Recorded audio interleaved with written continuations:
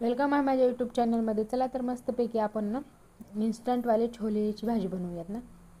ही ना रेसिपी खूपच भारी आहे आणि लागते पण खूप भारी बरं का. एकदम एकदम रेस्टॉरंट जशी लागते बरं का. मग मी काय केलं, छोले घेतले, त्याच्यात मोठे टमॅटो बारीक बारीक चिरलेले टमॅटो टाकलं, एक कांदा टाकला, त्याच्यात खडी मसाला थोडं टाकून मीठ टाकलं आणि थोडंसं पाणी टाकून ह्याला आपण 2-3 शिट्ट्या होऊ द्यायच्यात आपल्याला. तिकडे शिट्ट्या होईपर्यंत आपण ह्याचे एका पातेल्यात पाणी घेऊन एक ग्लासभर पाणी घेतलं तर चालेल. त्याच्यानंतर चहापत्ती टाकून उकळून घेऊयात.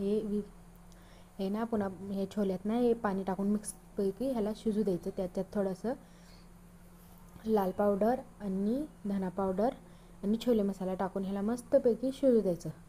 हे बघा शिजल्यानंतर ना ह्याच्यात ना हे बघा खायचा सोडा टाकायचा आपण. हे बघा कसं रिॲक्शन होतं.